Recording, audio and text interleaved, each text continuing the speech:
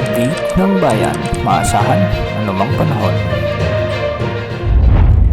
Magandang oras po sa ating lahat. Narito ang update sa lagi ng panahon at sa minomonitor nating si Bagyong Carina.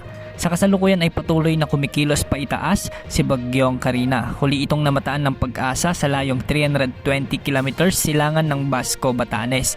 Taglay nito ngayon ang lakas ng hangin na umaabot sa 150 kilometers per hour at pagbugso nga abot naman sa 185 kilometers per hour. Kumikilos ito ngayon ng northward sa bilis na 20 kilometers per hour. So ngayon magiging mabagyo ang panahon na mararanasan ng mga taga Batanes dahil sa bahagyang paglapit ng bagyo sa silangan nito.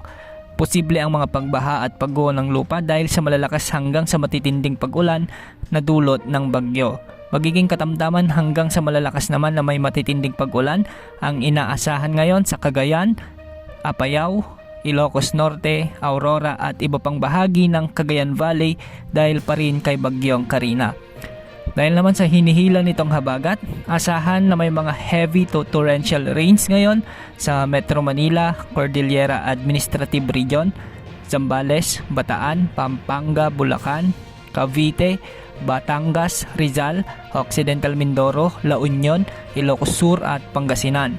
May mga inasahang paminsan-minsang pag-ulan din dahil sa habagat ang Oriental Mindoro, Romblon, Laguna, Tarlac, Nueva Ecija, Aklan, Antique at Northern Palawan, kabilang ang mga isla ng Calamian at Cuyo Islands. Ganitong panahon din ang inaasahan sa Negros Island Region, Zamboanga Peninsula, Quezon Province, Northern Samar, Basilan, Sulu, Tawi-Tawi at sa nalalabing bahagi ng Bicol Region, Mimaropa at sa Western Visayas.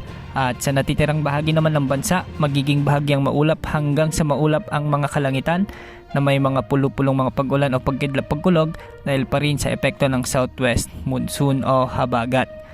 Sa ngayon, nakataas ang signal number 2 sa Batanes at signal number 1 naman sa Cagayan kasama ang Babuyan Islands. Signal number 1 din ang eastern portion ng Isabela, northern parts ng Apayao at sa northern parts ng Ilocos Norte. Ang mga lugar na nabanggit ay makararanas ng malalakas na pag-ulan at pagbugso ng hangin, kaya mag-ingat po sa banta ng pagbaha at pagguho ng lupa. Ayon sa forecast track ng Pag-asa, patuloy nakikilos ang Bagyong Carina ng hilaga-hilagang kanluran hanggang sa maglandfall ito sa hilagang bahagi ng Taiwan. Posible itong dumiretso at tumbukin naman ang Eastern China bilang malakas na bagyo pa rin.